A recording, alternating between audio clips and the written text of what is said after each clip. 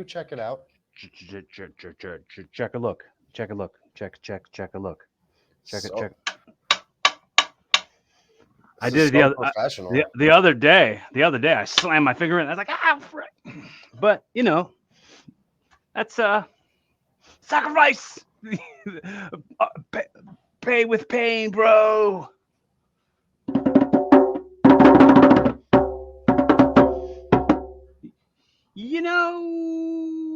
Maybe say what's up, everybody. To my friend Ethan. To my friend Ethan. Cheers. What's Well, happening, people? what's really cool about it is I kind of felt like knowing that I'd have an episode with you at the podcast that it'd be kind of like a like an easy one. It would just be easy and breezy. Okay, I like easy. I like Easy and easy breezy. So and breezy. I want to make sure I state for you on the record very soon as we get into it how glad I am that you were able to pay me the effort of the currency of your effort and really spend this time and really spend the currency of your time on me. So thanks for doing this. I mean, you're pretty rad, so thank you for having me. And also, I want you to feel free and welcome and safe and just kind of at home. Well, since you're going to unleash the reins, cheers. It's happy hour somewhere.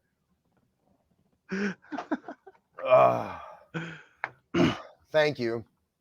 Thank you. Hey, is that water? I'm sorry, you're in Philly, right? Water? Is that water?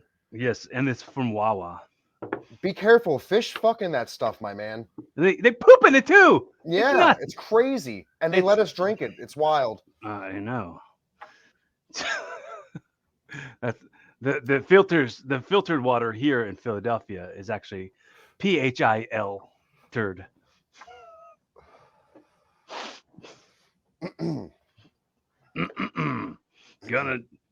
Just gonna let that one go. Well, I'm gonna just let that one go right over. Absolutely. Um. So I can't even spell ADD. I don't. So I don't know how to even word this. How many other podcasts have you been on? Have you been on lots of other podcasts? I'm think curious. I've done like 3 or 4, I think, at this point. Okay. What fascinates me is I think sometimes about how like you're the type of person who I'd imagine would be on everyone's podcast all the time. Like you've got the personality and the stories to be someone who would be lighting up the scenes of podcasting. If not by having your own podcast. And it's funny because I thought about that when I was looking up your YouTube channel, and it was like what was the name of your YouTube channel? Life's a Trip with Ethan Essex. Yeah, like that feels like that's the name of a podcast. Stay tuned. So I will say the pandemic really put a hampering on some plans. So just stay tuned. Well, when it came to the podcast for me, the pandemic actually was like kind of a little bit like my podcast got better during the pandemic. Okay. I can see that. But like life wasn't rad. but my podcast got better, huh? A little bit. And it was like anybody who you can think to ask to do it is going to be home. And if they don't respond to you because they're a dick. Right. Or like somebody else handles their social media or whatever. Like it's God, what's that like? Somebody that? else handles your social media? Oh yeah, it's got to be like, oh here, you take my wallet, take my watch, hold on to my glasses, and here's also my balls. Testicles, spectacles, watch. Got it. But so in talking about that, I wanted to ask you, what are like the least common questions that you've been asked that maybe maybe you haven't been asked that you'd wanted to be asked by these podcasts that you've been on? Jeez. What kind of questions have I wanted to be asked on these Yes. podcasts? Well, I mean, I know your podcast isn't necessarily wrestling centric, so just to let some people that aren't wrestling centric that listen to your podcast know, all the podcasts I have been on up until Evolving with Corey Castle have been wrestling centric. Um, I've done some deep dives on my history coming up in the business. I was really shocked nobody really asked me questions about my experience at the Gathering of the Juggalos. That I was like, man, after the show, I was like, man, you guys missed some golden opportunities on that one. That was an incredible experience. I guess I'm just going to segue right into it. Well, yeah, dude. Shower us with that golden, please. Oh, geez. It's funny you say that because something like that actually kind of happened. We did get a weird shower of golden, so to speak. Was it golden soda? When you said so to speak, did you say it that quickly together on purpose? Welcome to the Punderdome. We got into the Gathering through Scott Hall. Me and my tag partner Brian Lortz wrestled as Brian Maddox in Florida.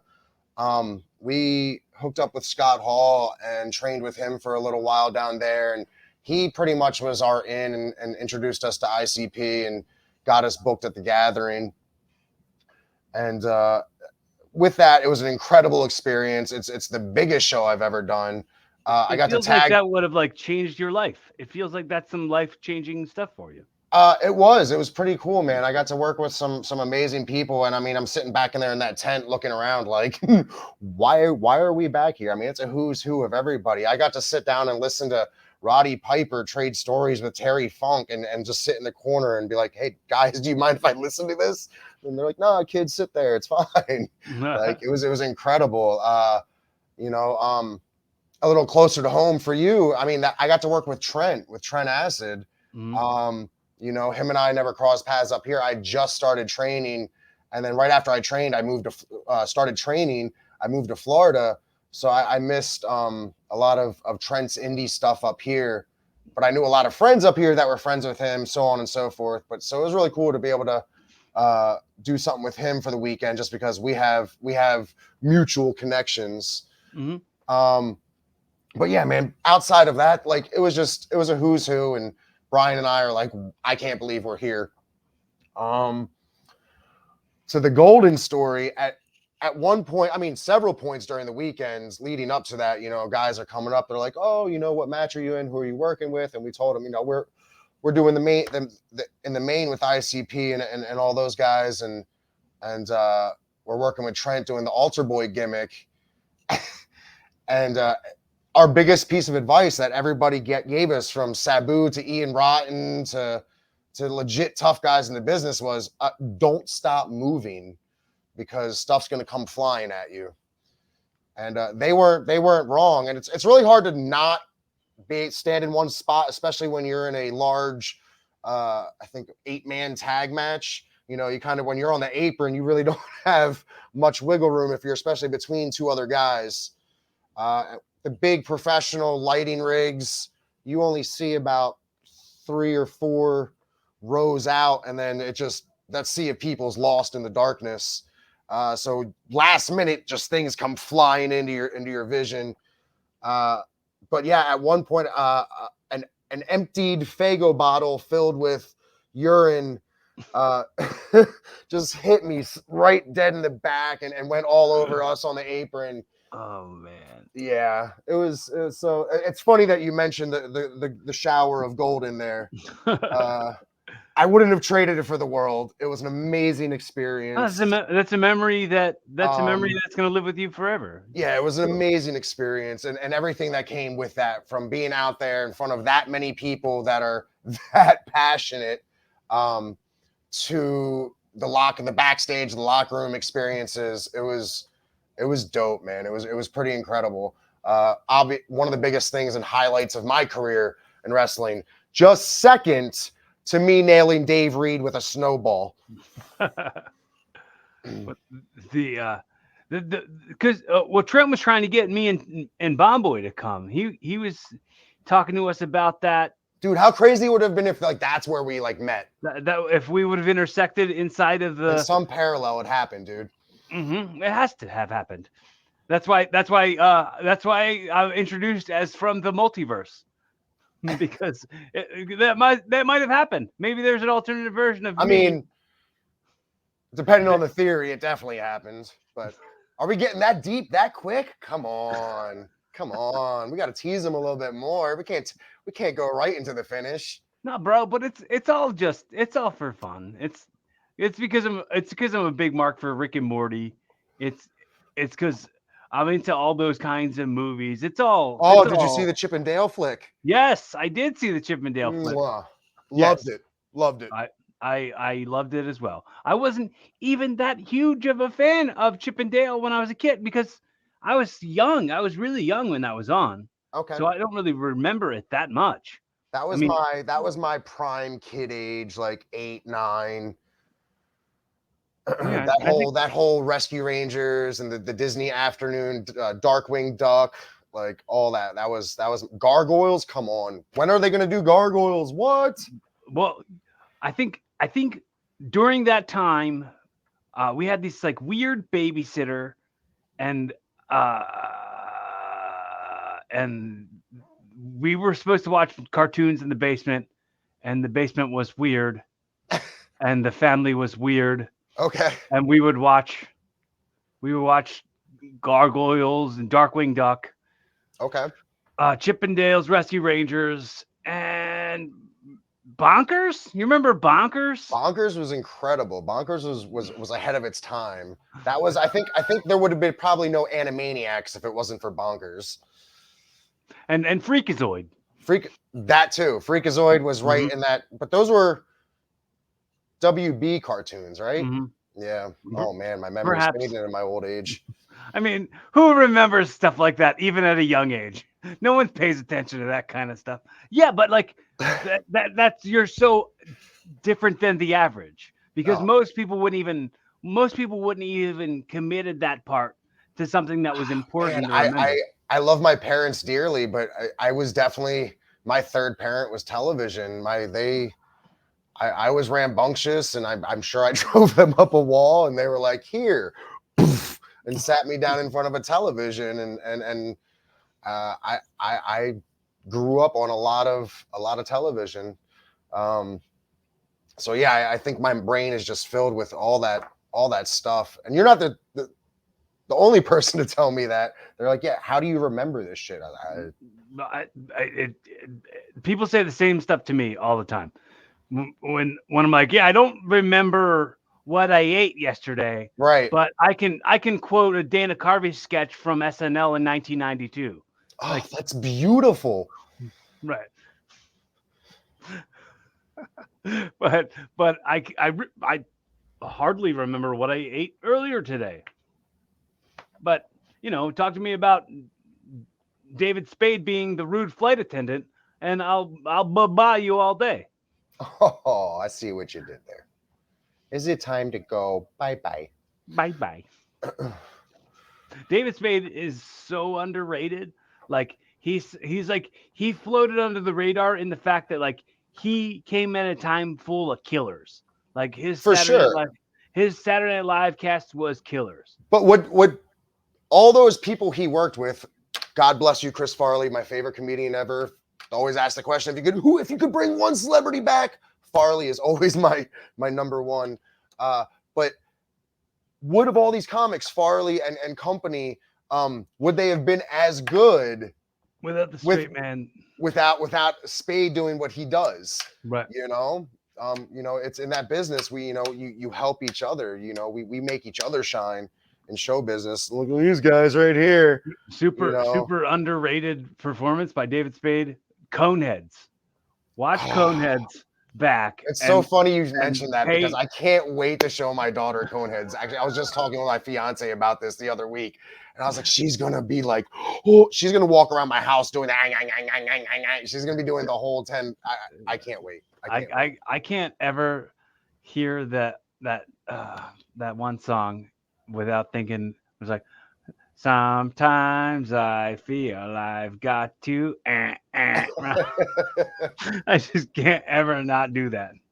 Do you remember? No, wait. Do you remember the back then when that movie came out? Like you could get like a latex Conehead like wig thing, like a like remember like the cheap Halloween costume mask that the latex material they're made Yeah, out yeah. of. Mhm. So they have like a Conehead one that just fits over top of your head. Yeah, I My don't. parents had one. And as a kid, I had to go to the doctor, and I was so nervous about going. I think I had to go get like a shot or something. And I asked my parents if I could wear that to the doctors, and they were like, "Absolutely." And I walked in there, right, and they should have never got me that clown when I was 3, because it's been in my blood ever since. I walked right in that doctor's office, and yeah, and cracked them all up. Felt like I was at home, and they did what they had to do. But Coneheads, sorry that like Well, yeah. connected 2 synapses there. I'm glad. I'm glad for it. I got to experience it. Yeah, and man. You can't take it back from me. You try to No, take it. no, Try to not at take that all. memory. Not You at try to all. take the memory of that story away from me. I'm gonna punch you right in your mouth. I feel like you're gonna punch me in my mouth anyway, so.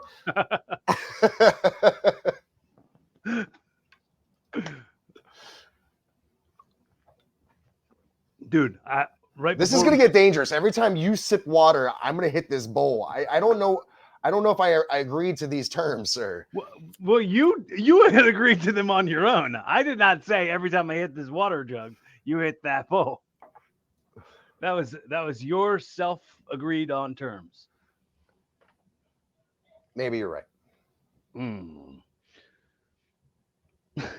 So I wanted to ask you, because I remember almost like it was yesterday, you telling me about your philanthropic work with the Philabundance and feeding the homeless and really providing for people who didn't have the means. And I Yeah, wanted you to see if you could kind of unbox a little bit and tell and like see if there's any updates to absolutely. any of that stuff. Absolutely.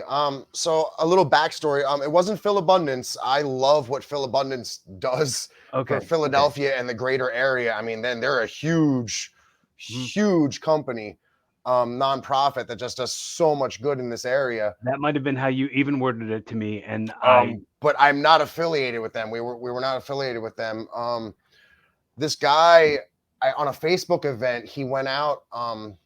Some friends put me onto it. I think it's.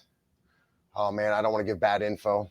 I want to say it's either the 3rd or the last Saturday of every month. He pretty much does like a food drive and just runs around Center City with a bunch of people and gives people, helps people out and gives them lunches. And I was like, holy shit, I know I could do this, but like I can totally crowdsource this bigger online and try to make a bigger impact. So went to the drawing boards with a friend of mine, and he had a similar vision. We kind of merged our visions together, and we came up with a nonprofit called Philabelly. And we just our main mission was to not only just what we did. What we did was we would crowdsource money online, and then we would invite people over, and we would just everybody volunteered their time. Everything was donated, and we all just made a bunch of brown bag lunches. And inside those lunches, along with those lunches, we would also have like fresh socks, and we'd have another bag with supplies, soap. And we after a couple events, we kind of started narrowing it down after talking to people on the streets and being like, well, what do you guys really use? What do you really need? And yeah, it was good, man. We started and exponentially just started growing and growing. Unfortunately, my partner that I was doing Philabelly with, some stuff came up with him in life, so we paused it. and it's been paused since. I've been chomping at the bit to get back to help people, especially with everything opening back up, and hopefully this pandemic's behind us. I think I might have to rebrand on this one, but I mean, and that's about as honest as I can be. I might have to rebrand and take the same thing, but maybe do it on my own, or start find other people to do it with. Yeah. So recently, one of your mentors, your trainer, Scott Hall, passed away. Yep. And I don't think you've had an opportunity publicly to speak about it, to actually use your voice to speak about it. Sure, you can use your thumbs and you can type stuff out. Right. But here, I want to give you the platform and the voice to kind of feel how you're feeling about that. I want to hold space for you and be a friend. I appreciate that. I did talk publicly before DCW 2 shows ago, Dynamite Championship Wrestling. Okay. Zach Connor did give me time to come out, not taped, and just kind of talk to the crowd. I thought I was good for that. Started getting really choked up, and a little bit of waterworks came on in front of people, which was good. It was really good. It was real. Yeah. It was real for sure. Mm-hmm. But yeah, like you said, I really haven't put it out there. I mean, I said my piece online.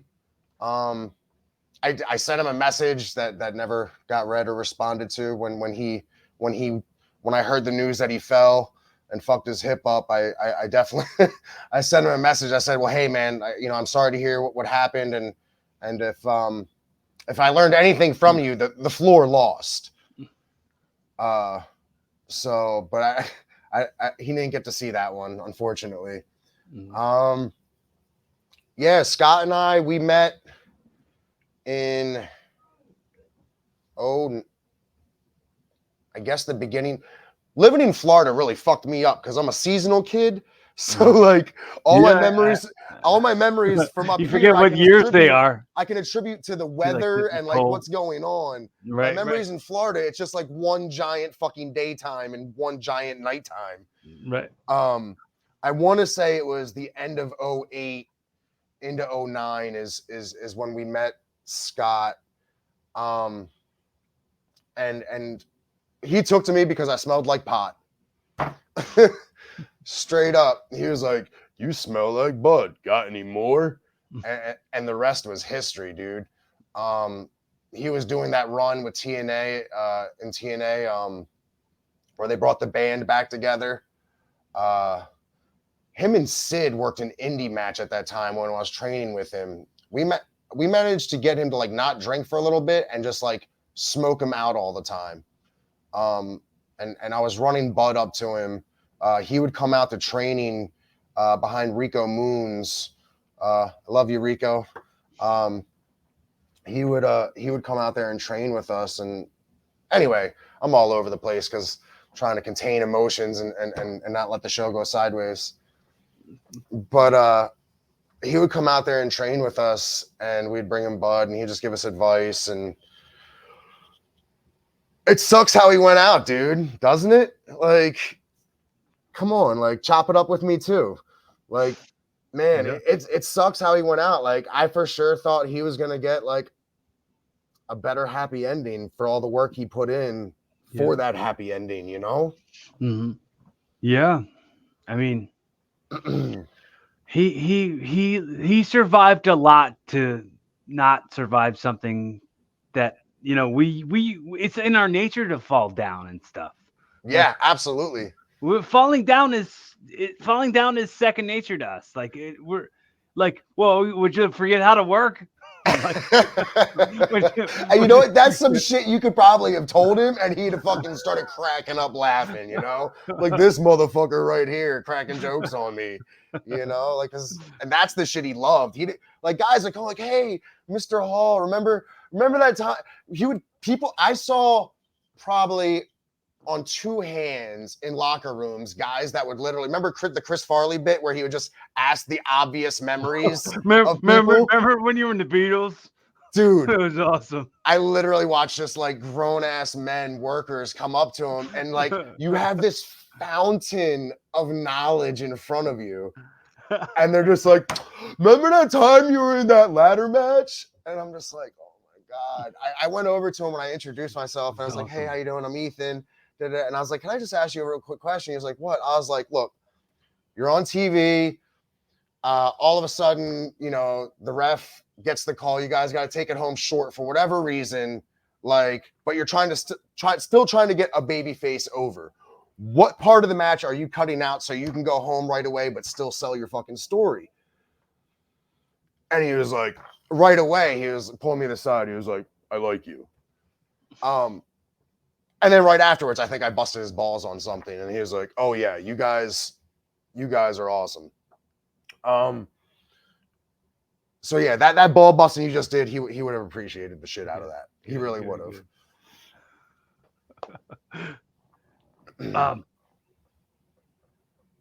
So I'm very fascinated by. I think I've maybe said it a bunch of times, but I don't think I've said it out loud to you, maybe. But I feel like more folks should know who you are. Like whenever I'm around you, I'm like, oh, this guy's got so much like stuff he can give to the world, and I enjoy being present for that. And you're giving me goosebumps, Corey. That's awesome. I appreciate being able to experience some of that, and the fact that like here's this moment on the record that we're gonna get to have of me saying this to you. So thank you. That means the world. When either one of us isn't here anymore, the other one will have it. You know, because one of us is gonna go at some point. But let's not make it a race. Yeah, no race. No. You got so much more surviving shit to do. Absolutely. Yeah, absolutely. We got to redo our no freaking limits stuff. Redo? Yeah, we got to do more. We got to up the. If we're killing anything right now. If Zach hears this. Hi, Zach. Love you. Ripper. But yeah, man, I just yeah, I mean, sorry if I'm a little old school. If we want to do business, we can do business, brother. Let's start it right here. No, but I'm saying like, just kidding. When it comes to friends like Zach, the fact that Zach has the relationship with you, I owe so much to Zach, and our connection through Zach. Like I also owe tons to Zach.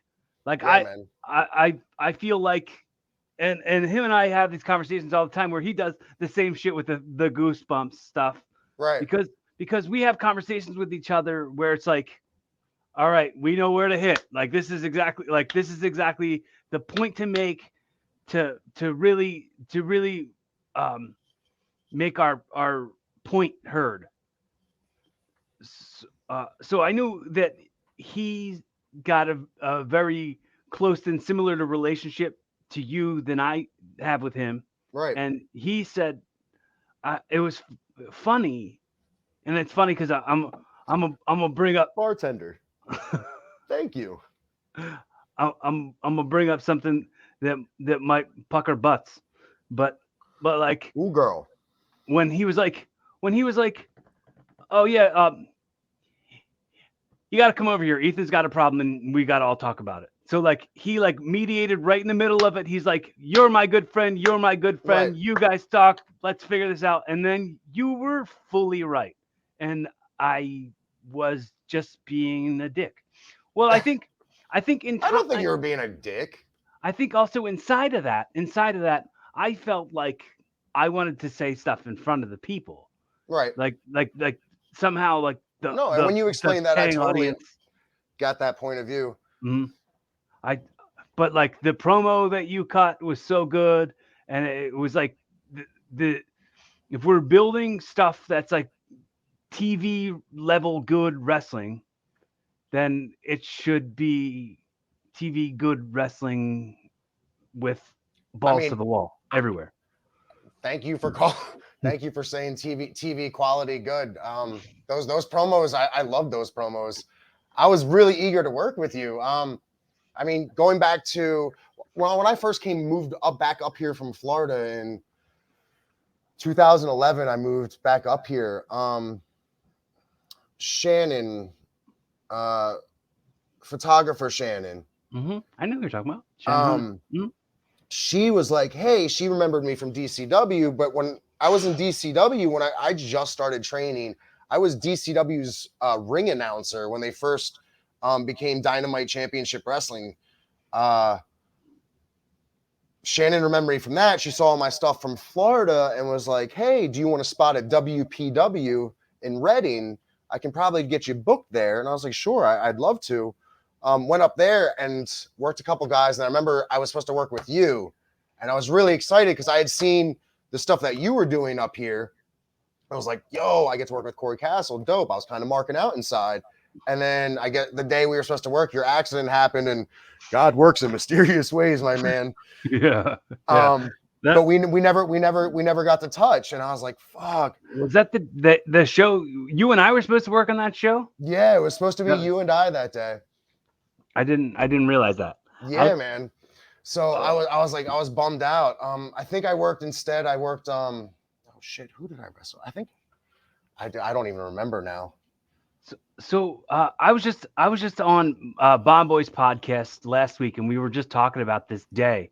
We were talking about the timeline of that.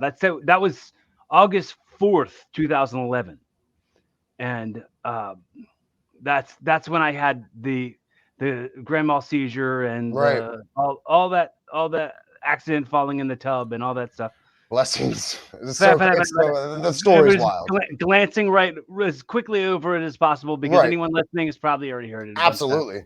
So when I came back to wrestling September of 2012, my first match was in that building where it was supposed to be on August 4th. Right.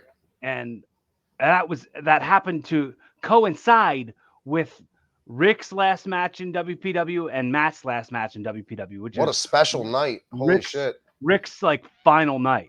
Yeah. And after I had my match, I didn't want to make it about me at all because they were both having their very special moment with each other. And I don't want to take away from any of that. So I ran to the other side of I ran all the way to the other side under the bleachers, and I was just like having my moment. I was really emotional. I was crying. Bomb Boy came in and found me. He's like, "Yeah, you're fucking back, man!" And I was like, "Get away from me!" I intentionally came over here to not have you see me. Like it was not about me. Go be that and do what you're doing. But I remember that fondly, and I thank him for it. And it's funny how those moments where it's like, bro, I go away. But like now I think about it, it's like, okay, all right, that's a more pleasant memory than me crying by myself on the bleachers. Yeah, no, yeah, that's a lot more pleasant of a memory, my man. Please stick with that one. Holy shit. You just, it was like, yes, that's awesome. No, don't cry on the bleachers. No, that's terrible.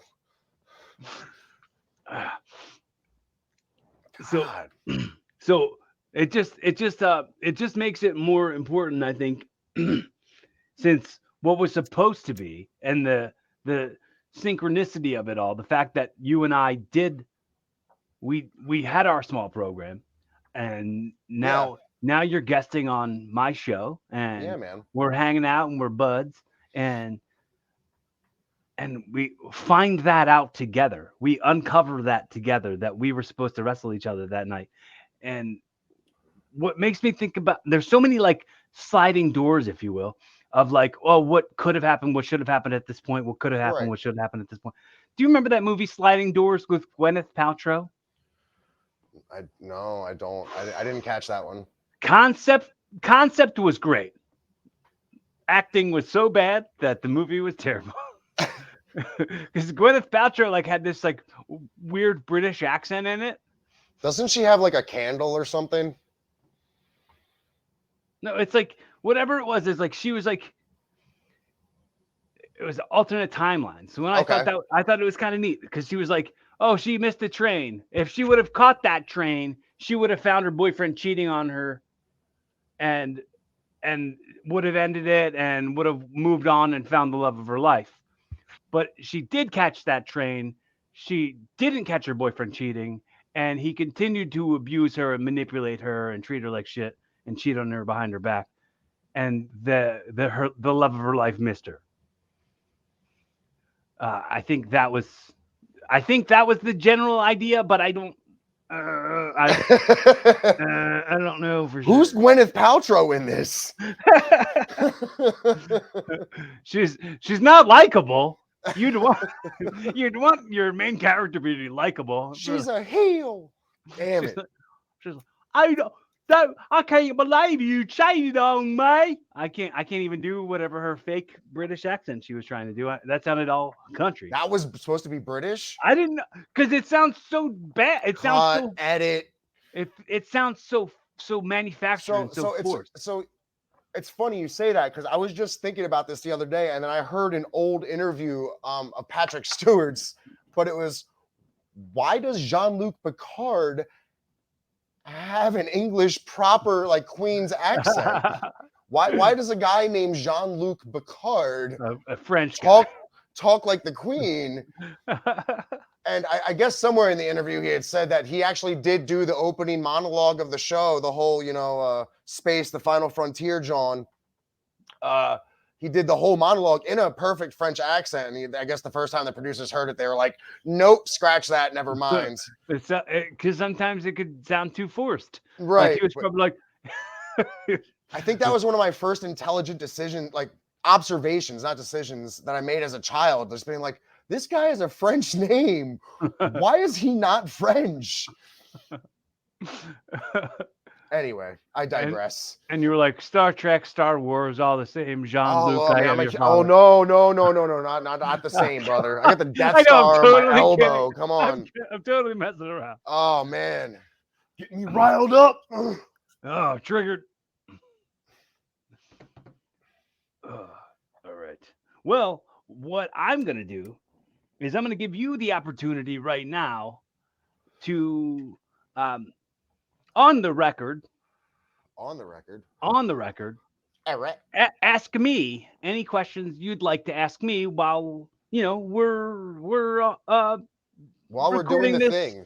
This timeline, this little time capsule that we're recording right here. Question for Corey Castle. So are you done doing like stunt work and all that stuff, or was it stunt work, or were you just doing extra work? Well, I was doing a lot of background stuff. I was doing a lot of background acting, and I kind of like I didn't say, oh, I'm done with it, but it's very like oh, you got to go to New York another day for testing, for COVID testing. You got to go for a whole other day of testing. I'm like, I can't justify missing a day of work to spend the money to get myself back and forth to New York, right? Just to test and then make not enough money to justify losing that other 2 days, So it was just like, now imagine if like the indies were like that. Holy shit. Well, like, thank God we have wrestling.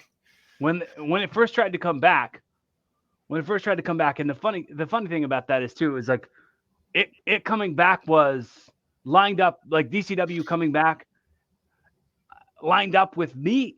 I hadn't been in DCW for 4 years at that point. I thought I was walking completely away from wrestling. So I've been there. I kind of stepped away from it for like almost like one of those years being a COVID year, but I stepped away for like 4 years, and I was like, I don't think I fully stepped away from all of wrestling, but I for Right. sure stepped away from DCW because it started to get where like they were running these buildings that like I was embarrassed to be in, and I don't I mean I mean embarrassed for the company, not embarrassed for me, but it was like what happened? Like this felt like we're bigger than this, and uh and then like the It's creatively still all. Go ahead.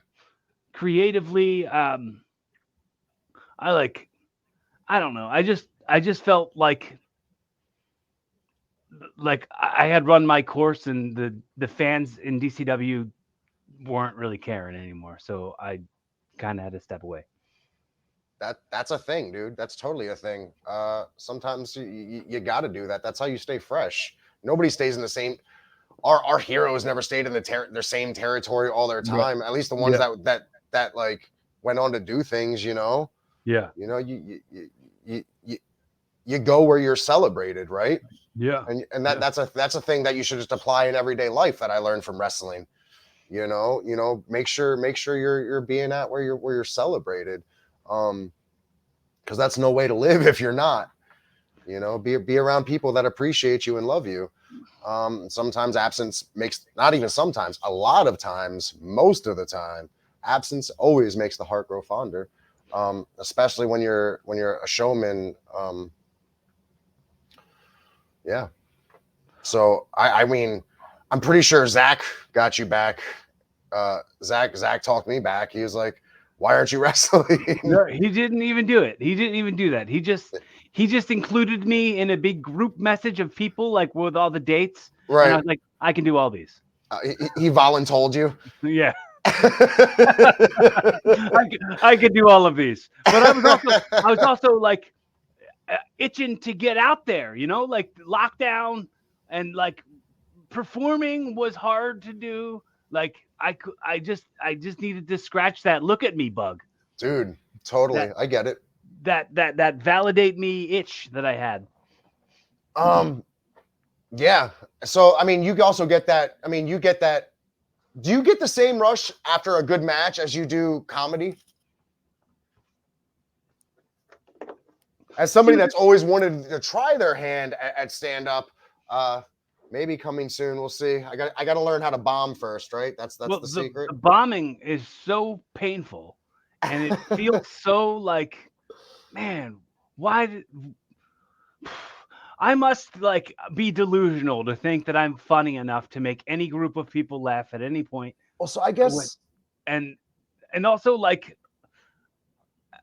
it's like going to mics sucks, and like sometimes like waiting for a room.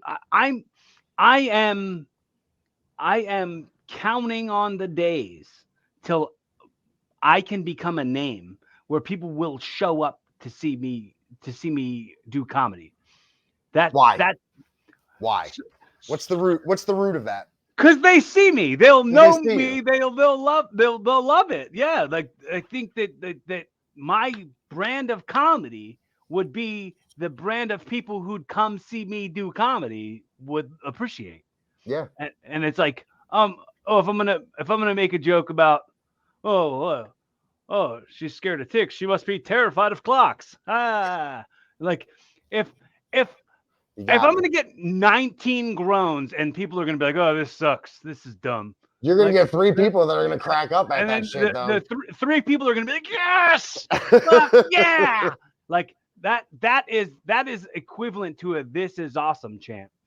Like that's the same shit. But when you're in the ring and you're wrestling, you're a wrestler and you're playing a character that's a wrestler. When Right. you're on stage, you're speaking your point of view. So when the people aren't liking it, they're not liking you. I And mean, that's it's a little more personal, but like that's where the work is. I That's feel where like there's not much between. crafting the art form. There's not much between. Like, I mean, yeah, I mean, the volume is turned up real high on my personality when I'm in the ring, but I mean, I don't think it's a far cry of who I really am. But And just as you say, I mean, that's You say more people should know who I am. I mean, and I've always been told, just be you. I tried doing a Backstreet Boy gimmick. I did a Juggalo gimmick for a little bit. I mean, that's a huge polar opposites, right? I mean, and at those times in my lives, those were all absolutely probably extensions of who I was. But I mean, now, I mean, for me, we talked about one of the first conversations we had when we met was the parallels of coming up in comedy and coming up in professional wrestling. They walk very similar paths. Do you remember when that conversation was? When we had that conversation? Oh shit. I don't remember exactly. No, I don't. It wasn't a deep conversation, No, but but it I'm was try- one of I'm those. trying to It was one of I'm those trying to things that put a was ti- said, and we put a kind of were time like, frame on it. "Ooh, yeah, yeah, yeah." I mean, I'm it trying to was put a time probably like frame on right it. when you probably within your first match or two back on this run at DCW. Okay. My so my comedy, like when you and I first met, I was hardly doing it. That's At I was WPW, yeah. yeah, I was kind of doing it here and there, but then like um okay, I don't know if I've told this, maybe I have. So I was dating somebody who was also like doing stand-up comedy and doing Okay. mics, and then she cheated on me, and then she was bringing that guy to the mics. So I stopped doing comedy. Like Okay. it Valid.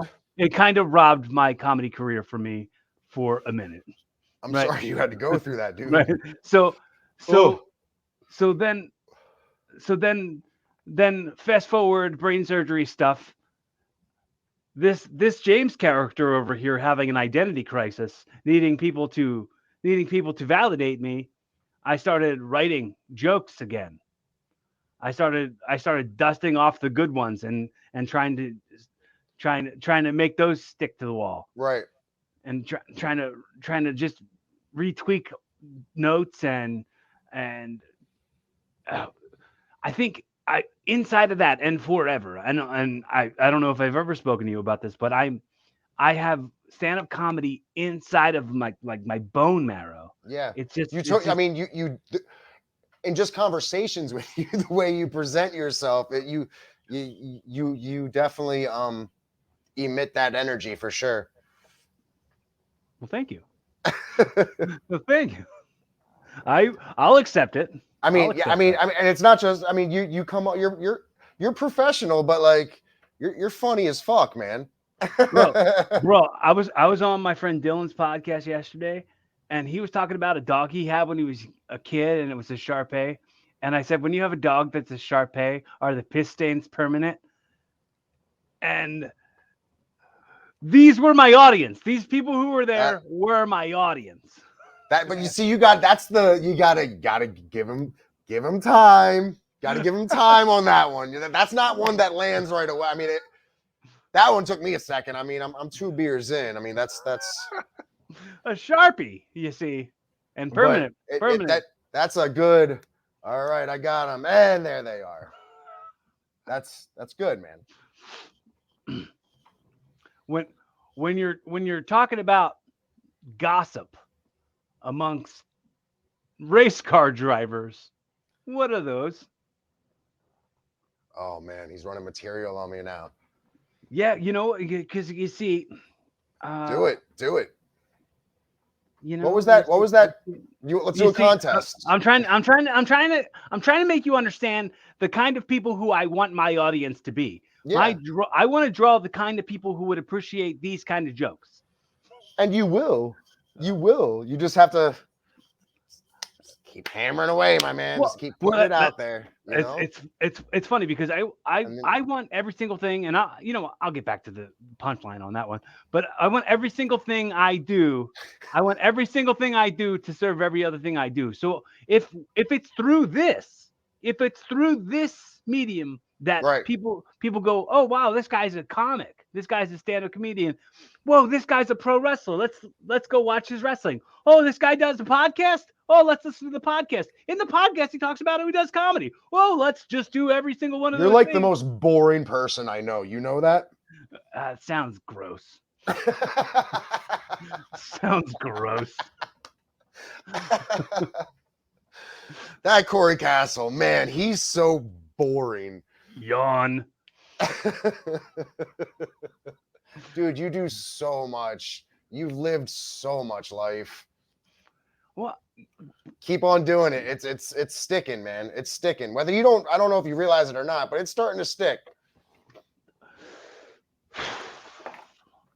It's honestly, and I try to not get down too often about how discouraged I get over like, oh, my audience not finding me and shit. Like, and I'm like, oh, like I've been at this for so long, and I've been beating this drum forever, beating this drum forever.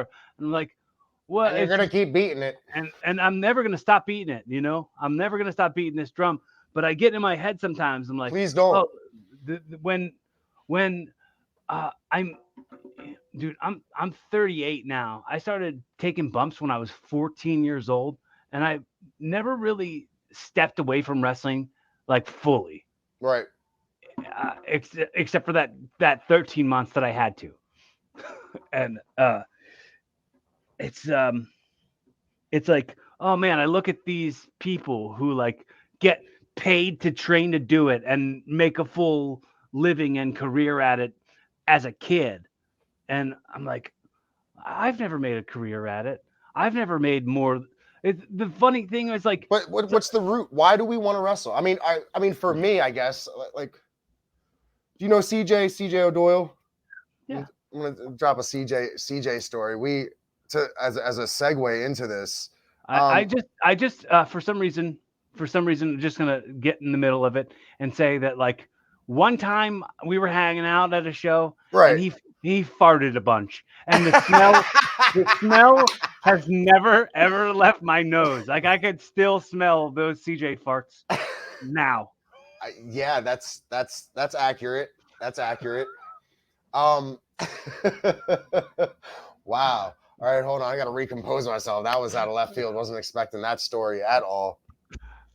We were all sitting around after a show. We went to this restaurant in Orlando, and we're sitting around, and he just asked the round table of guys that all worked that night, what made you want to get into the wrestling business? And it goes around. Everybody says their piece. You know, they WrestleMania, this, that, and the other. It gets to me. We know each other from Philly, from up here. And I said, you know, I mean, if you had ever been to like any of the cheesesteak spots when you were a kid, like I would go to the arena as a kid and go to the old ECW shows, and then we'd, you know, you get cheesesteaks afterwards at Tony Luke's, and one whole giant wall is just nothing but wrestler 8x10s. And I would just sit there mesmerized as a little kid looking at all these autographed 8x10s on this wall at this cheesesteak place. CJ and I would swap stories about that. And so when it got to me, I said, dude, the only reason I wanted to get into wrestling was because I wanted my picture on the wall at a cheesesteak place. And it popped him huge. And I guess that's my segue into this is, for me, I guess, you know, wrestling was I always wanted to be a rock star. I loved the rock star lifestyle, the image. I mean, I'm a big punk rock fan, and I came up, my parents raised me on classic rock. I always was like, yo, the rock star lifestyle is dope coming up in the 80s and 90s. And I didn't have a lick of musical talent in me whatsoever. I've tried none whatsoever. But I've always loved professional wrestling. And to me, that was like rock and roll and sports. Holy shit, this is like the perfect blend. That's me. That's what I can do. And I guess that's what sealed the deal for me was when I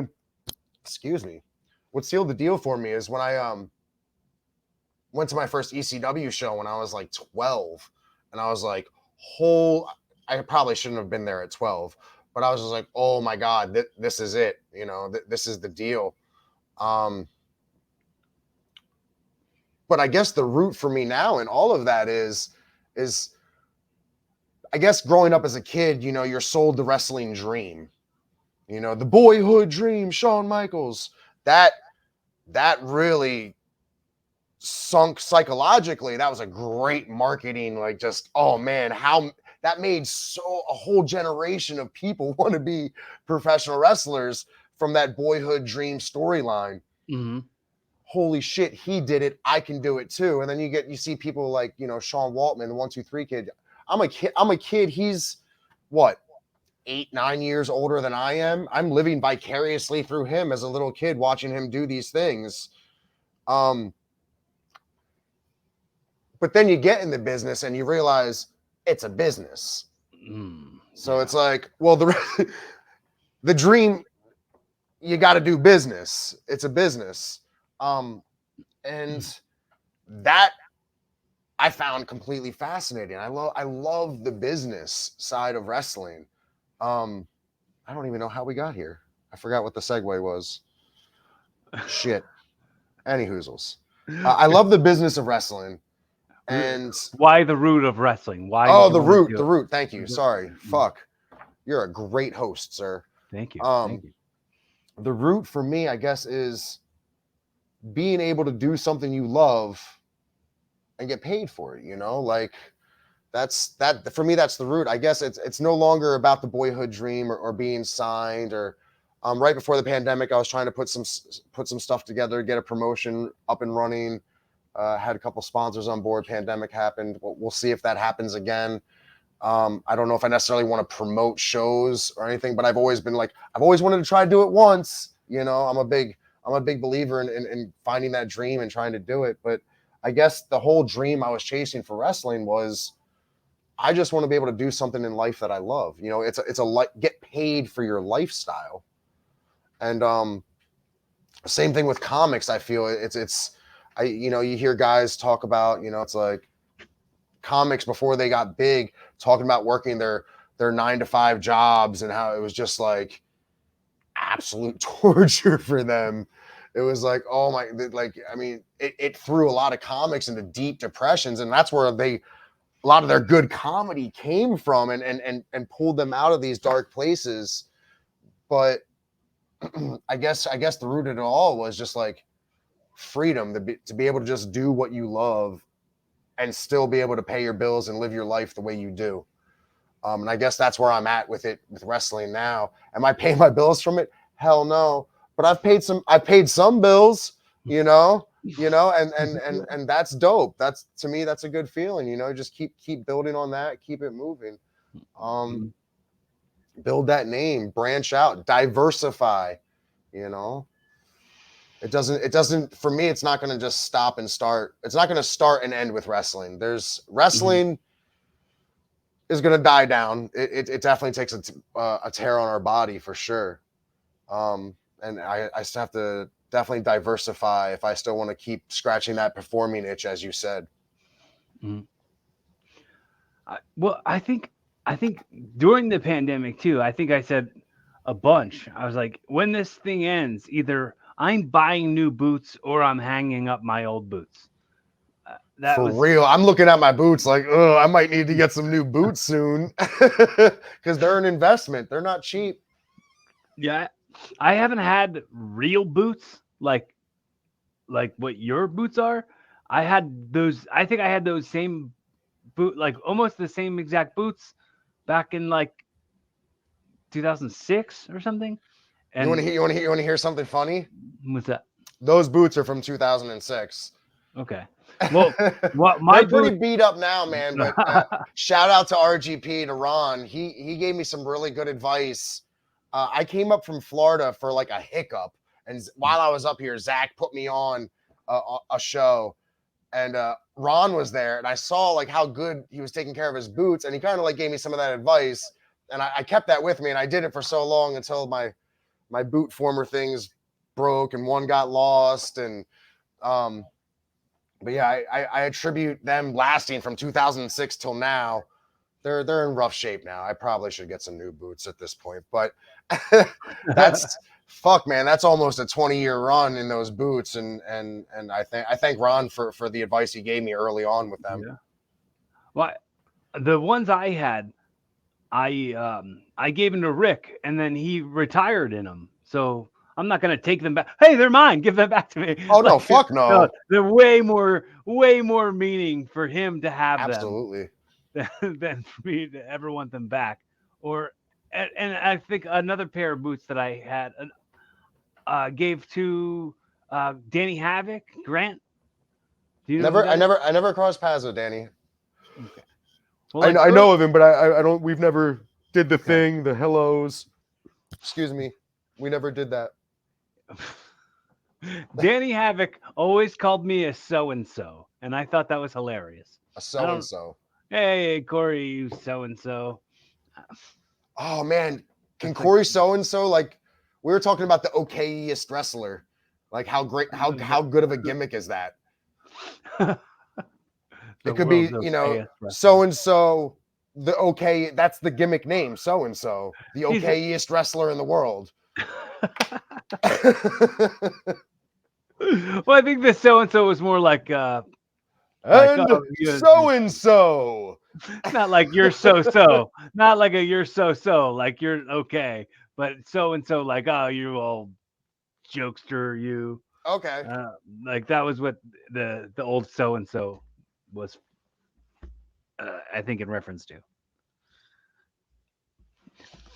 But so another pair of boots I gave to my friend Eric, who wrestled under the name Jude. I don't know if you guys ever cross paths, but I No. highly doubt it.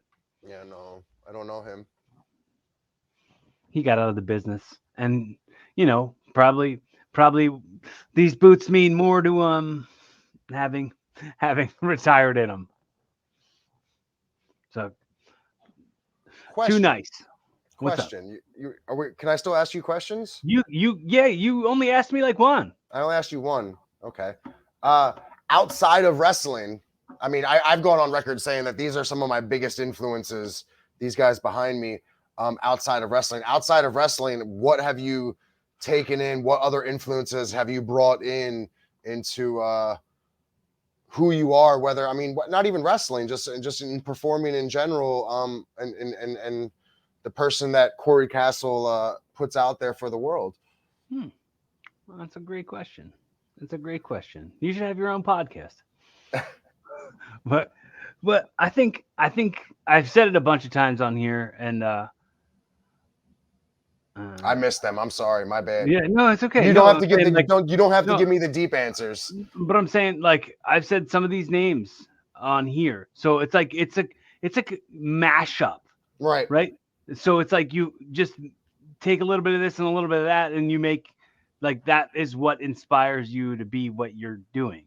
Like Right. that, me wanting to start my podcast. I remember, I've forgive me, people who are listening, if you heard this a million times.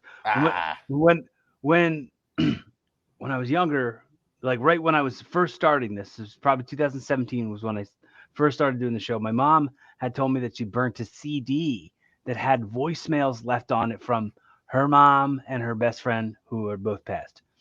And she said, how, like, when people like die, you kind of forget what their voice sounds like.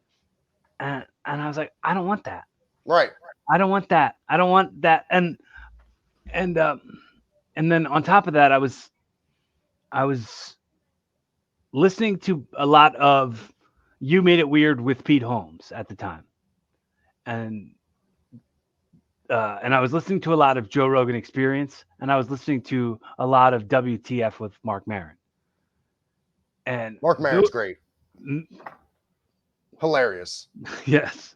He's another level. So I think a lot of those influences kind of crept in there, as in, like, I know that there's a story I tell where I might even be saying this wrong, so I apologize if I am, but the sincerity of this is what rings to me.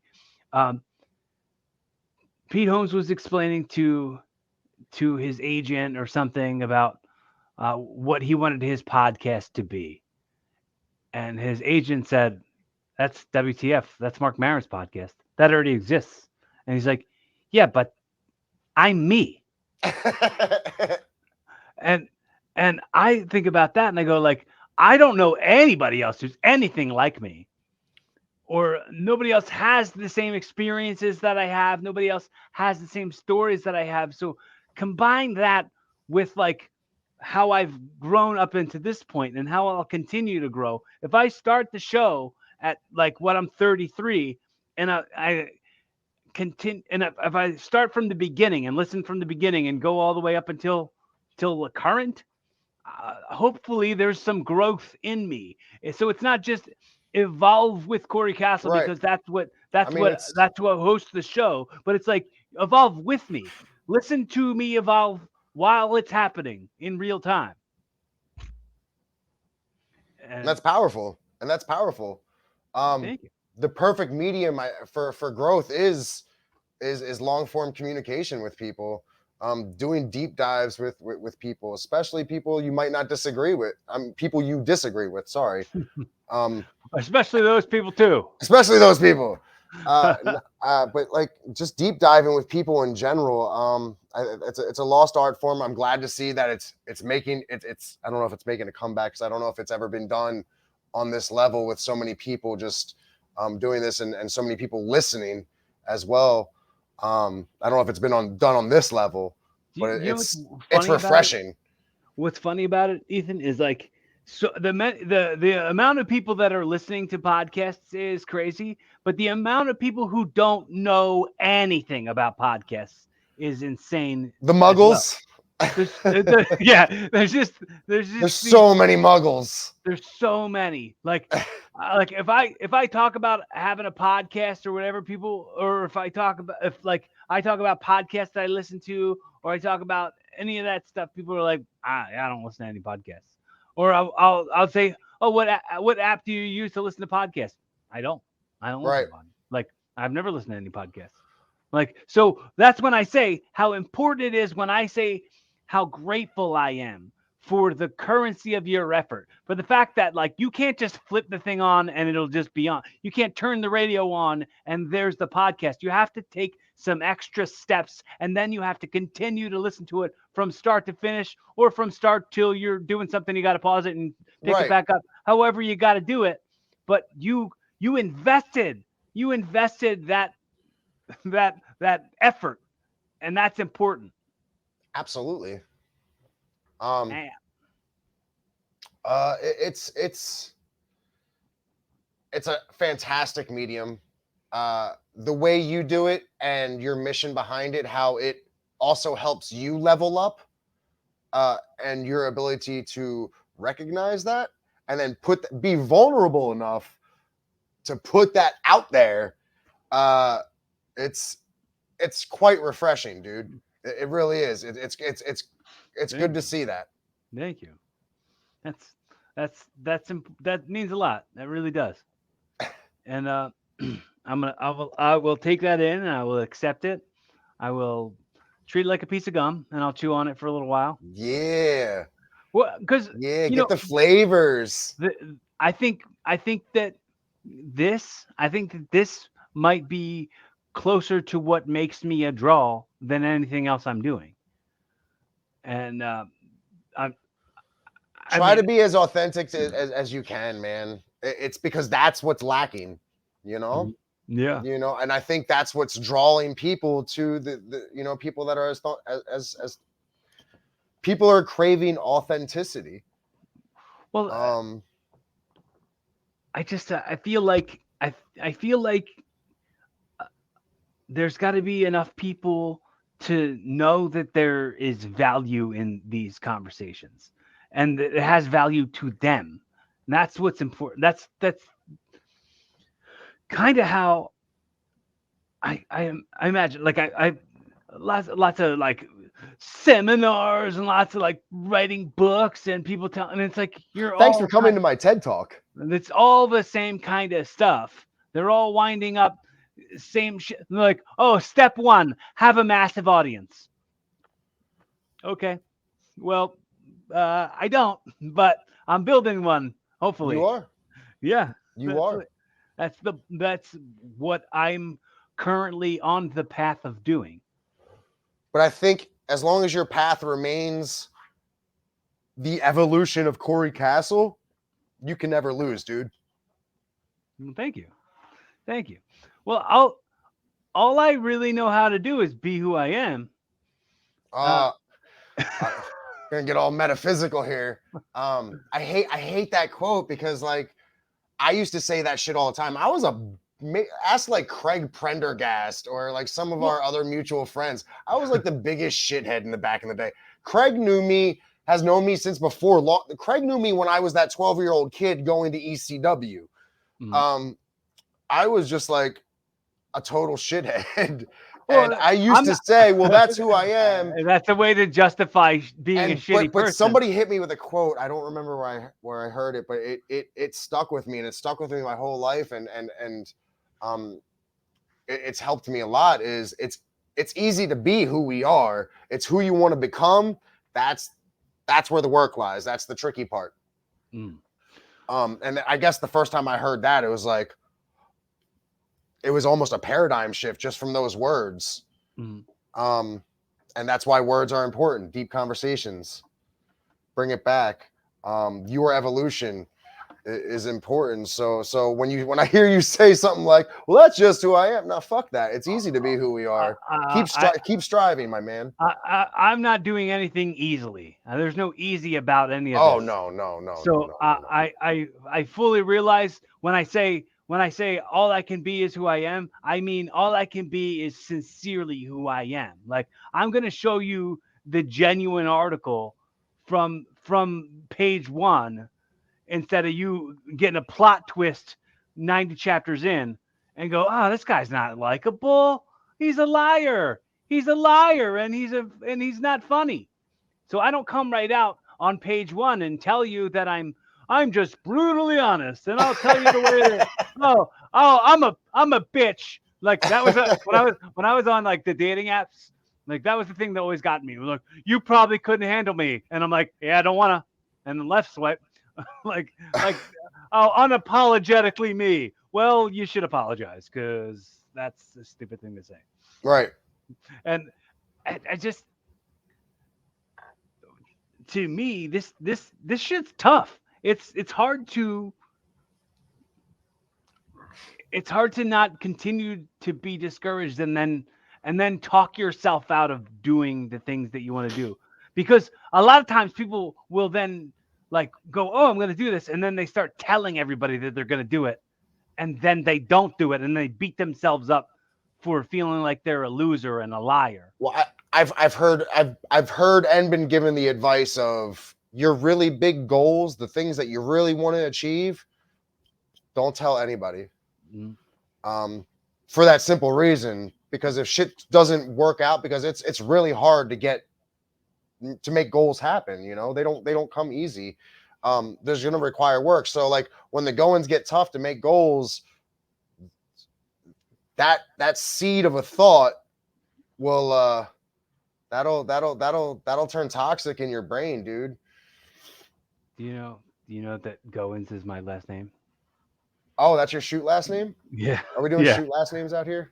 Well, it was just funny I'll that put you it out said there. My shoot last name's Stein, but I think within like 2 weeks it's going to be legit Essex. I'm actually Okay. shoot changing my name, not for wrestling reasons, but for family reasons. But yeah, I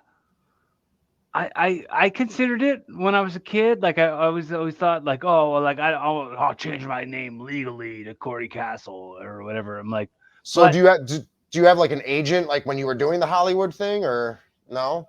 I mean, nope. that sounds really really good. That sounds like Hollywood. Like that's Corey Cat like that. Right. Well, I designed it. I picked the wrestling name so it would sound like it wasn't just some wrestling name. I wanted it to sound like it was like a real star, like somebody Okay. who you'd want to pay your money to come and see. Oh Or god, my somebody. first wrestling name was terrible. What was your first wrestling name? J Icon was my first wrestling name. Well, I that's wrestled. just generic as hell, dude. Oh, dude, Real it's. generic. I wrestled a handful of times. My first few matches, I wrestled as that, and then my old tag partner Brian was like, we're driving. I think I switched it to Ethan Icon. Yeah, I switched it to Ethan Icon. Actually, that hiccup for while I was up here that Zach used me, he hated it. And he was like, dude, you got to change your name. And this is long before Roman came around. Zach wanted to call me Ethan Reigns. And I hated that. And I think we settled on like, well, my shoot real name, Stein, I mean stone in German. So like, let's call you Ethan Stone. So I worked a match in DCW as Ethan Stone. I went back to Florida, kept going as Ethan Icon. And then my tag partner, a bunch of shit went down, and my tag partner was like, yo, not for nothing, but like your name's like terrible. Like, we got to change that. And he just changed his name for Manson. His name was kind of indie-rific too. We just started spouting. Him and I are both huge comic book marks. So I was like, all right, well, we're driving on our way to a show. And I'm just like, let's start naming off superhero real names, but like just the last names, and just start pairing up names with Ethan. And he said Essex, and him and I are both huge X-Men fans. And Sinister has always been like one of my favorite villains in X-Men. The minute he said it, I was like, Ethan Essex, and like it was a no-brainer. I was like, that's it. That's how the Essex name came about. It's a some-brainer. Not It's a a no-brainer. There's just some. It's a some-brainer. Okay. Because I fully understand. I very similar. My friend Scott had a Wizard magazine on his coffee table in the office, and there was the Punisher on it. And that's where I got the castle from. But I changed. I didn't see. I wondered. I was like, did he get that from Punisher? I'm not sure. That's where I got it from. But I took I wanted when I first began wrestling as Corey Castle, I wanted my character to be that I was some like Zoolander male model, like that I was kind of like an airhead male model kid. Okay. So I wanted my initials to be CK, like Calvin Klein, and I put the big CK on my pants. And at the time, like it was a different time then. Yeah. No, there was no getting gimmicks over. I'm like, get out of here. What, you're trying to sell? Get out of here. It's like no psychology. It's 2001.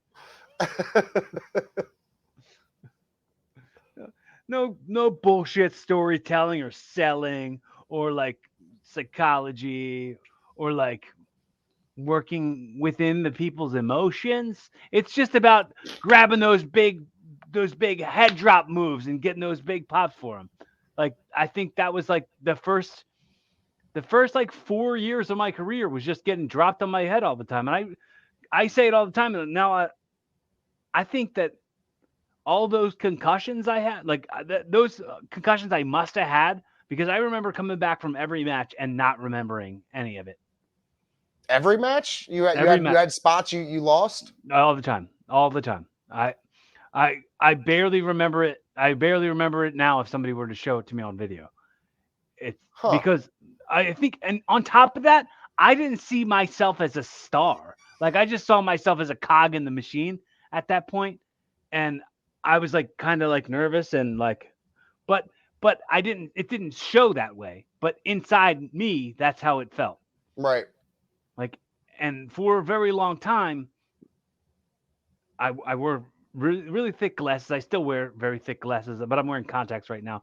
So for a very long time, when I first started training, I didn't have my glasses or contacts. I didn't have anything. And I would just like not be able to see what the hell was going on. So like, it took me a long time to figure out the next steps. And then I got contacts like when I was like 17 or something.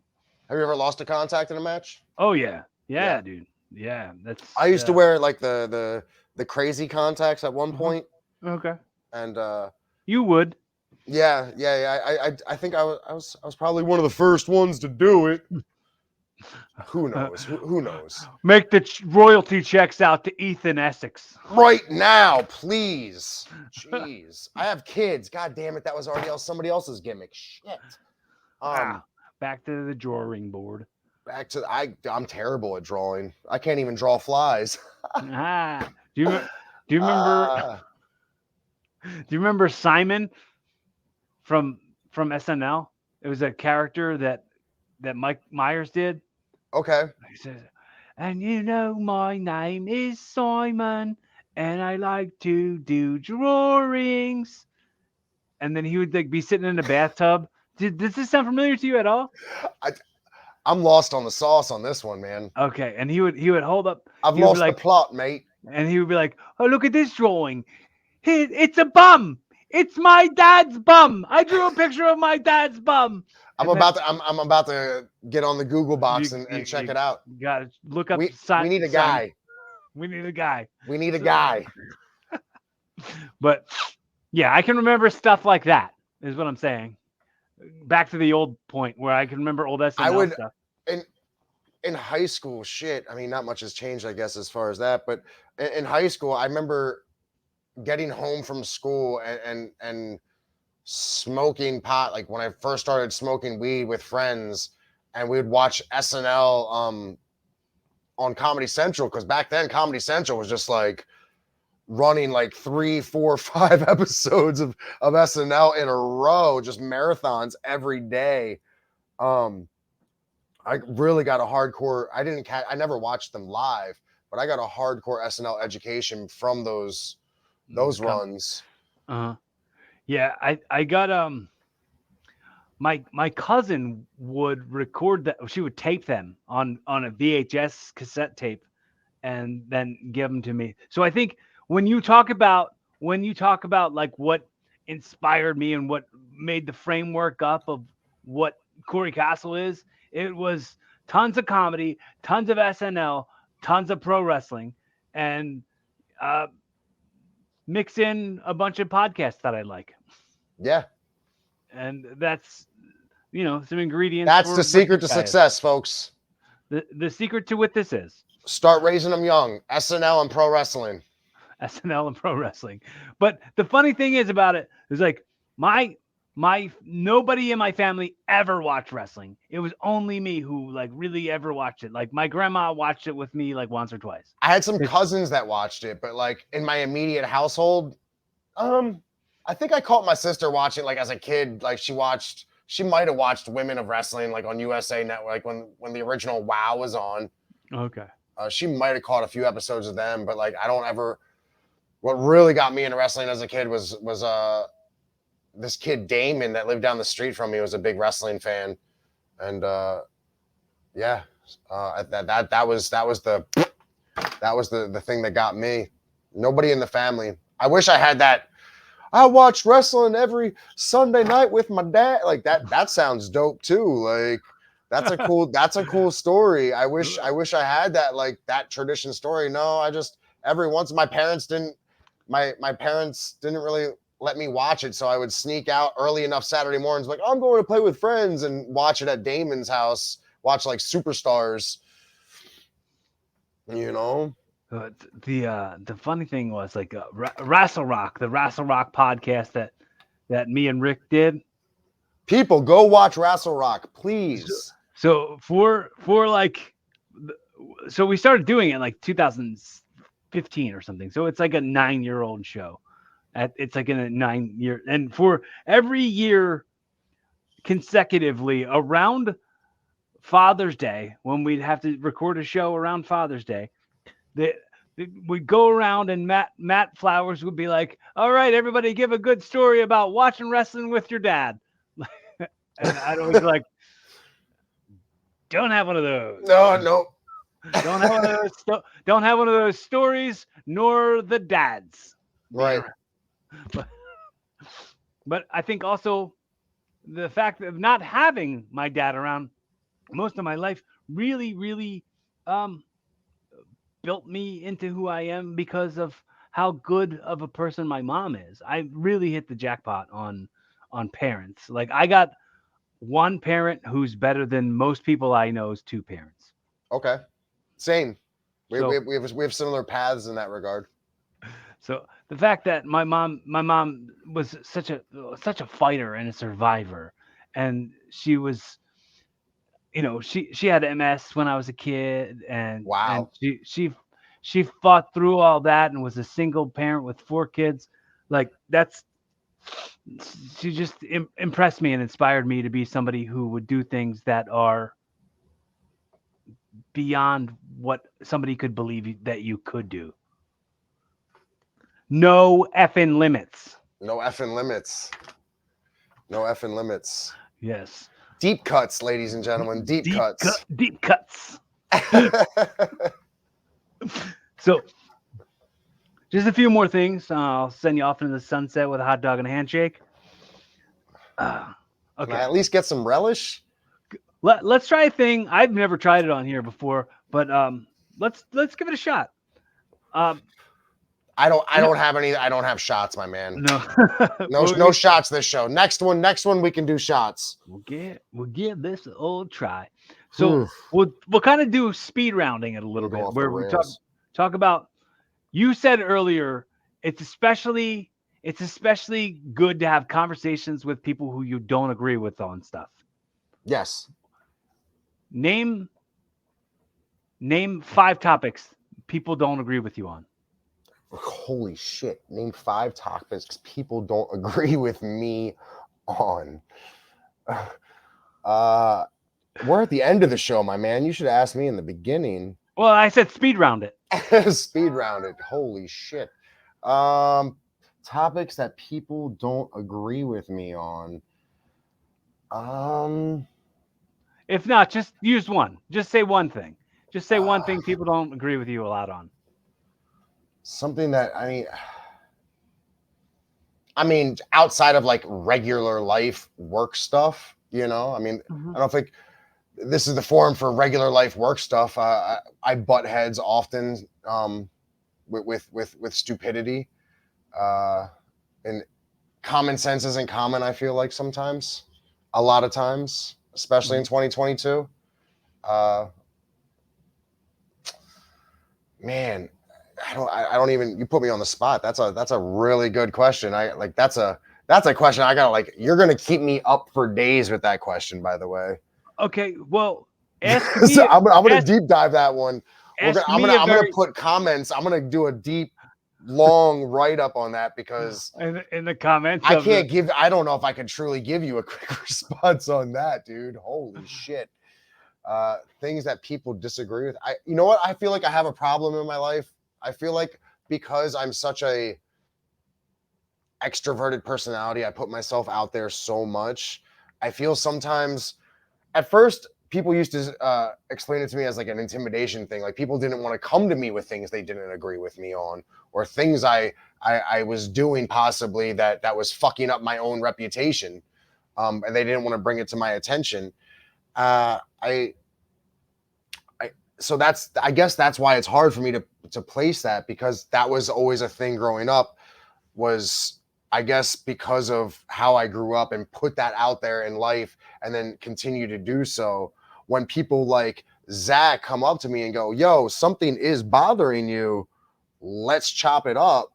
I really, really appreciate that, because not a lot of people do that with me. And then I always have to find out secondhand or third hand or fourth hand, because they're like, oh, well, we figured you were unapproachable, or we don't want to disappoint you, or we don't want to hurt your feelings. Right. Check in with the primary source on this one. Exactly. So it's like, well, just come to me with it, Like if somebody's like, yo, can we talk? Like, just like any human, just be more. I don't know how to be more approachable. I try to put myself out there for as much as I can, but I think sometimes because of that, people feel like they can't talk to me about uncomfortable things. I think from a younger point of view, I probably was a little unapproachable. That shell has been cracked, and evolving with Corey Castle. Evolving is one of the topics here. I do believe that community can definitely help people get through that. If you have the right ones, you got to have the right ones around you, man. And to go back to get in where you're celebrated, get in get into that. Those right ones will give you the tough love you need. Um, so it's hard for, I don't know. A lot of people don't come to me with things they disagree with. I unfortunately find out about a lot of things secondhand, and when I do, I'm like, damn, that sucks. I wish somebody would have just came to me with the shit. So just public service announcement to anybody who's in Ethan's life, who's listening to this Hey, now. Uh, understand that the man's way more approachable about things that make others uncomfortable than you realize that he is. absolutely, I am. And for sure, if you're not in Ethan's life and this doesn't apply to you, turn this off. Yeah, it's back to that authenticity thing, man. It's severely lacking. I feel like Mhm. it's, and that's why people are craving that. Like that's why you're seeing people in droves going to podcasts, not just for their information, but for their entertainment and everything else. It's definitely at this point, it's a new medium, Mhm. and uh, it's yeah. Sorry, I lost the plot. The segment I like to do a lot on here I'd towards be the end. terrible in WWE. They're like, you're supposed to talk in sound bites, right? I Like that's what they teach you, talking sound bites. said common sense ain't so common, right? That's a sound bite. No, Common but sense like is not common, no, dude. not Fuck at all. that. But I do this segment I call audio time travel, right? So since we were talking about how this shit's outliving us, this shit's gonna live on after we're not here anymore. It's also gonna continue to live on while we're still here. So Un- let's say, Until the sun swallows everything, I'm gonna get nihilistic with it, and then okay, and then everything was for naught. yeah, Unless current times take us out. Be fucking present, people. Appreciate right now. we're all survivors up to this point. So far, so good. And good job, Fuck, everybody who's listening to this and they're alive. Good job. Congratulations. and you dropped your pocket. But I I want to make sure you drop an audio time travel sound bite that right now we're gonna say it's the What is the year time? What have we been doing for 20 the past hour and a half, 20 Corey? Holy 20 shit! 2042, right?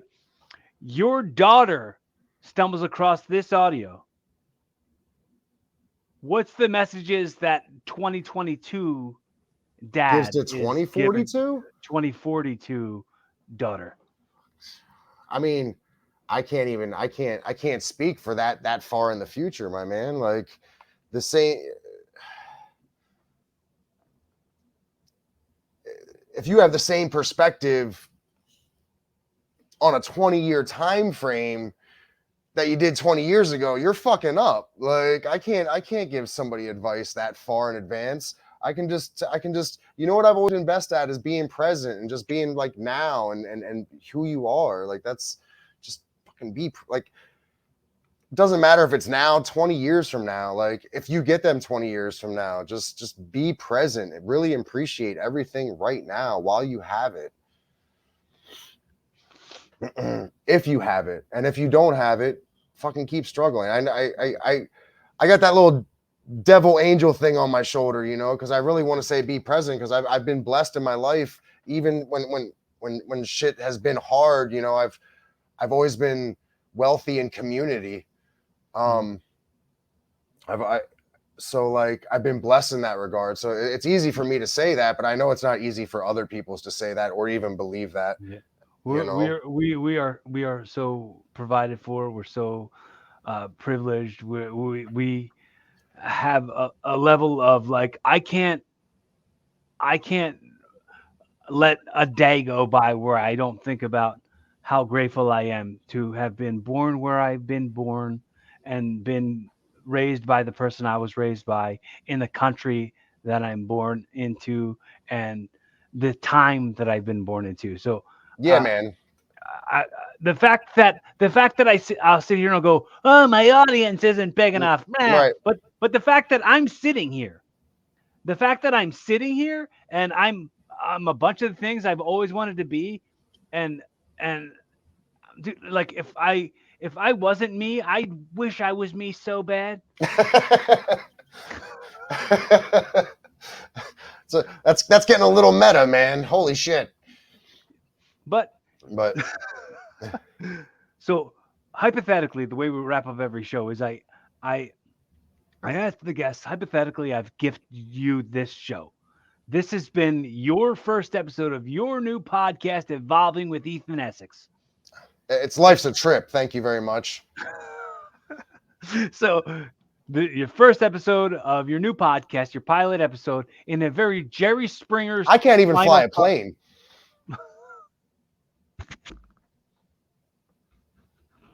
Can Jerry Springer fly a plane? Never heard of her. No. So, yeah. So, in a very Who's Jerry she ever Springer. beat? Well, I think she beat Judge Judy out of her job. I think Jerry Springer has Judge Judy's job now. You know, and they're paying their bills from that shit. So let's get it. Let's get it. So, in the Jerry Springer's final thought, you wrap it all in a pretty bow and most important takeaways for how to evolve to a better version of yourself tomorrow than you are today, and inspire some folks inside of this little wrap up, if you can. Well, I'm a better writer than I am a speaker, if that's believable or not. Um, I guess my closing thought, my final thought is again, it's be present, dude. Um, I've had a lot of loss in my life, a lot of come and goes, from people to family to jobs to what have you. Nothing's permanent. Be as present as you can be. Advice to myself 20 years from now, if I'm now, I hope I still hope I have the presence to be present. Dementia runs deep in my family. But that's a thing in my family, you know. That would really suck to be doing all these amazing experiences and to lose that at the end, you know. Sometimes that's all you have at the end. Tomorrow's not promised. I mean, literally, the back of my T-shirt for DCW, you know, it says that. That's not a gimmick. That's a motto I try to live every day and lived every day of my life. For a long time when I was young, it was definitely like a punk rock thing, like fuck responsibility. You know, just live every day like there's no tomorrow. But I truly believe, you know, get a foundation, but don't focus too hard on that brass ring. Just let it always be in view. And really appreciate today, dude. It'll take you far. That level of gratitude, it took me a long time to feel it, to earn it, to learn that it was there. I want to say this to you on the record. Make sure that you know this, and make sure that anyone listening knows this. If you ever need a friend, if you just need a resource, if I can be that for you in any way, no, dude, I'm only like my phone's never far from me. I'm never not responding to you. Like, there's absolutely going to be a response right away. Anybody who ever writes me gets a response right away. I'm a real person. So if anybody's going through something and you just need a friend, somebody to hold some non-judgmental space, it's not going to be a hard thing for you to do. To maybe ask me what I think of something, or maybe ask me advice, and I'd gladly give it to you. I'd gladly hear you and give you my input if that's something you'd be interested in hearing. Uh, that door is always open to you, Ethan, for sure. And I am Thank you. so grateful so grateful that you were able to hang with me here tonight. I'm so grateful that you're my friend. I'm grateful I know you, and I'm grateful that like that I'm a better person for knowing you. And thank you. let's I know that's the classic, like whatever the fuck, like but no, that's a shoot, brother. Like that's like you, since knowing you, working with you, going through what we did, it's made me a better person. And it's doing shit like this, deep dives, picking brains. Yeah, I'm cracking jokes and one-liners, and that's kind of who I am. Next one, let's get deeper. Let's get more deep. Let's get meta, bro. I hope we do hundreds more of these. I don't know if I'll ever be able to turn the jokes off fully. No, I never do either. Not once. Like I said, the podcast I was on yesterday, the reason he was talking about the dog he had was because he was talking about it dying. Like they were just talking about heavy religious beliefs and stuff. And I had to bring up like, oh well, was the Sharpie piss permanent? Like, oh man, I missed the joke. Oh man, folks, I wonder if the folks at home saw that. It totally glitched out and I missed the whole goddamn thing. That's hilarious. And next time on Evolving with Corey Castle. Do you do any impressions, Ethan? Do I do any impressions? Like, what's your best impression? My best impression. Ugh. Shit. I mean, I heard you did a pretty good Scott Hall. I guess I just all it is just in my head, just recalling like the things he told to me over the years. Just the, when I first met him, he would always, he'd be like, "You're such a strong baby. Just like, why are you, every time you take that first shot, man, you're like dead. You just instantly die. You don't like," and he used to call it the steamboat cell. I guess he would shit on, he'd be like, "You always go into that steamboat cell." Like he would just, man, I'm on the spot now. It's nervous. It's just better when I'm telling the stories. I think I might have put it out there. Best impressions. Ugh, I got a gaggle of voices and impressions, but oh, you put me on the spot, Corey. Good job. Well, the reason I say it is because me and my friend Renee, we were doing the podcast, and on an episode we live streamed an episode of Alf, right? Episode 2 of Alf. So we made sure it passed the pilot stage. Where's my Alf? Damn it! I literally have an Alf within arm's reach. So we watched Alf, and at the end of it, I said, in your best Alf impression, can you say, "Be fun, have safe, keep evolving"? That's the tagline. The way I close up every episode, and I started doing that, and every time I'd be like, that was the best one, and I was like, oh, I'm going to tell everybody it's the best one. But then enough people started telling me they didn't know who the hell Alf was. What? I should stop doing it. Hold on. Stop the presses. No, people aren't popping for Alf. People don't know who Alf is. People do not know who Alf is. This man right here. This. I'm sorry. He's not a man. He's a Malmachian. He's an alien life form. Hide the cats. Hide the cats. He loves eating cats. Yeah, this is an original talking Alf. Do you remember this thing? Wow. You put the cassette tape in it. Remember the Teddy Ruxpins? I had the Teddy Ruxpin, yeah. So this is like the Alf of Teddy Ruxpins. Cool. Yeah, man. It's a prized possession. Look, somebody gave him too many drinks. He's asleep in there. But anyway, it's really we're big Alf fans in this home. So okay, I'm popping huge for Alf. Then for sure. So I was thinking I gotta revamp the Alf and the Jerry Springer, because some people don't know who Jerry Springer is, and I got a little nervous when you're like, I don't know who that is. Like, because sincerely, that's a thing I've been faced with. So now at this point, in your best Alf impression, be fun, have safe, keep evolving. Best Alf impression. Do I do a good Alf? I don't know if I can do a good Alf. Well, start by saying, "Good night, Willie."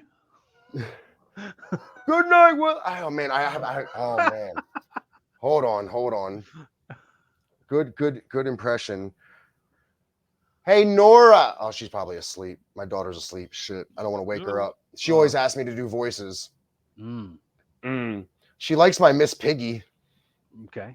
Can I do my? What's the tagline? Be safe, have fun. Be fun, have safe. It's backwards on purpose. Yeah, and You know, Mhm. my tag partner in Florida is going to kill me for not remembering that because we used to say that shit to people. Be safe, be fun, have safe. What's the last one? Keep evolving. Keep evolving. Be fun, have safe, keep evolving, Kermit. Thanks for doing this. I appreciate you. Everybody who listened this whole time, I appreciate you very much. Be kinder to yourself. Love every minute. Be fun. Have safe. Keep evolving.